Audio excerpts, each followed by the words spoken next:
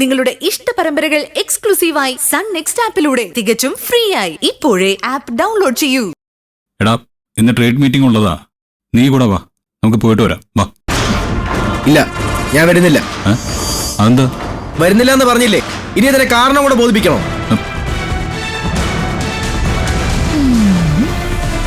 വരുന്നില്ലെങ്കിൽ വേണ്ട, ഒന്ന് ചോദിച്ചതേ ഉള്ളൂ. അതിനിങ്ങനെ ദേഷ്യപ്പെടണോ? ഞാൻ പൊക്കോളാം. ശിവാനി, സത്യം പറഞ്ഞാൽ എനിക്ക് നല്ല സങ്കടമായി. സങ്കടം മാത്രമല്ല, എനിക്ക് ദേഷ്യമുണ്ട്. എന്തായാലും ഞാൻ വീട്ടിലോട്ടൊന്ന് വരട്ടെ, വന്നിട്ട് തീരുമാനിക്കാം എന്ത് വേണോന്ന്. ബൈ. ഓക്കെ.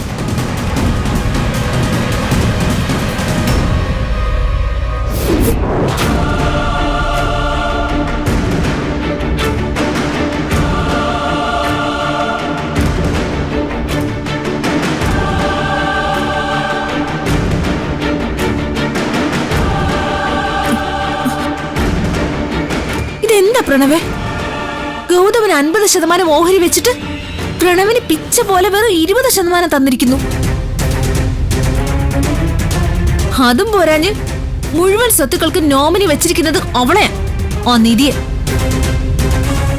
അല്ല, ഇതൊക്കെ ഞാൻ പ്രതീക്ഷിച്ചത് തന്നെയാ. പ്രണവി പറഞ്ഞതല്ലേ ഞാൻ പറ്റിക്കൂന്ന്, അപ്പൊ കേട്ടില്ലല്ലോ.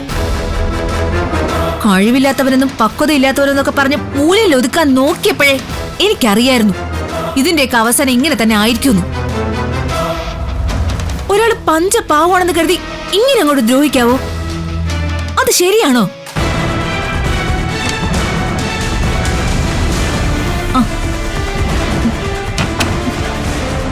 ആന്റി, ഇതൊന്ന് വായിച്ചു നോക്കിയേ. അല്ല, ഇവൻ വിളിച്ചു പറഞ്ഞ കാര്യം നീ എന്നോട് പറഞ്ഞതല്ലേ? എന്തായാലും ഞാനൊന്ന് നോക്കട്ടെ.